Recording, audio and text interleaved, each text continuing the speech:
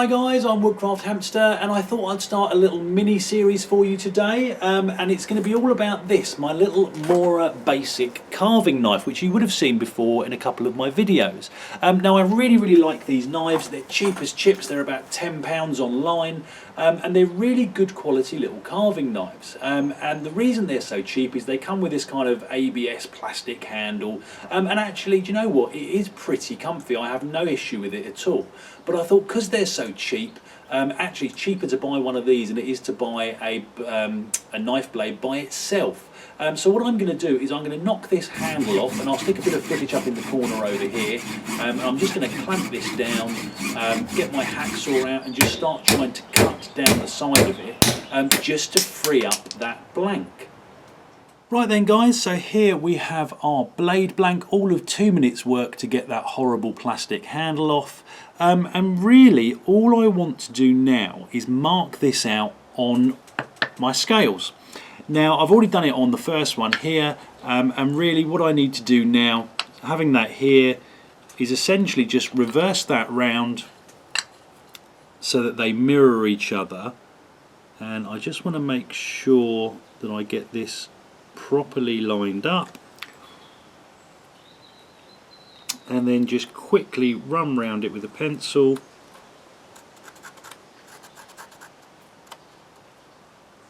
Where are we? There we go.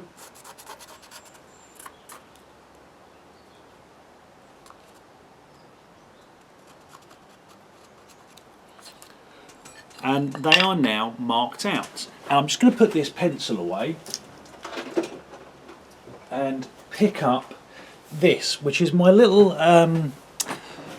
sort of push gouge, palm gouge, call it what you like, and this is what I normally use for really fine detail carving, but even though it will take a little bit longer, I want to use that for this, basically because it gives you a lot more control, and essentially all I want to do is follow these lines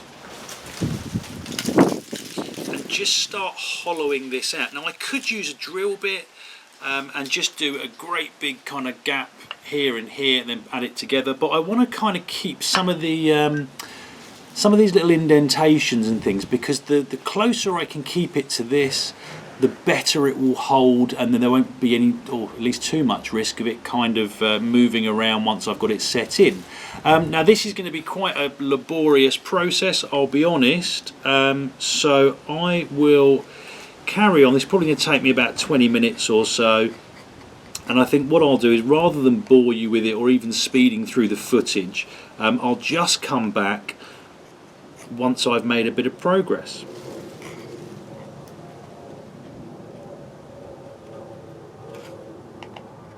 Right then guys, so there you go, probably 10 minutes worth of work. It's pretty quick and nasty, certainly no real frills there. I've given it a quick sand just to smooth it down, and what that has left me with,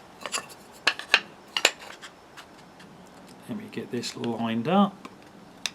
So we've got no gaps this side, no gaps this side, little bit of an untidy opening at the front there, but you know, that's fine. I've given it a quick sand as well, and what I'm going to do, I'm going to go and tape these together. I'm going to take the blade out, tape them together, transfer it over to my vise, just so I can do a little bit of profiling work with the saw before I come to do the sort of sanding and final shaping.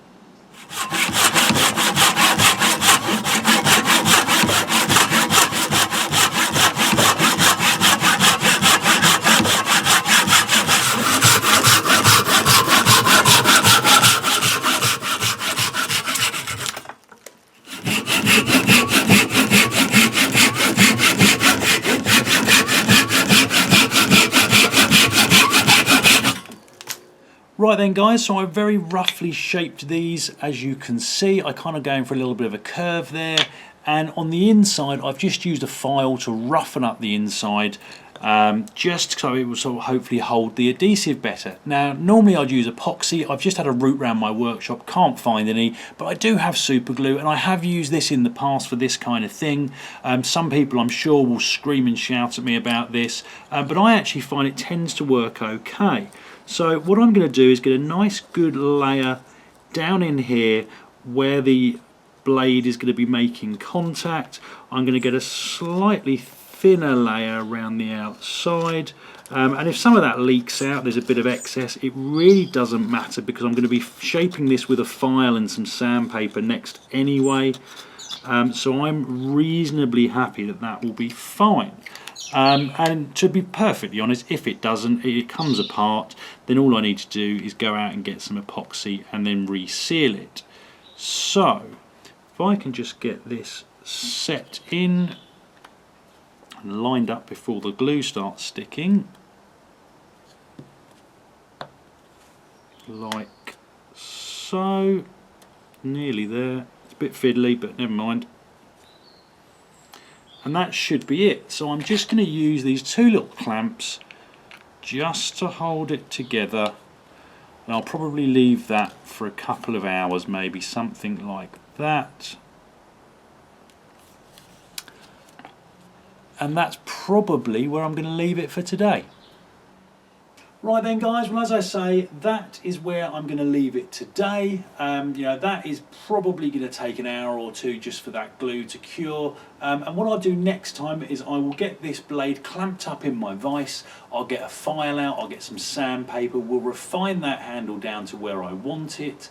And then we can give it a final finish. So as always guys, I hope it was useful. Comments and questions in the box below. Please do let me know if you've tried this before yourself, whether it's been successful, if there's any particular tips and tricks that you think would work really well for this. And I hope you'll all join me next time.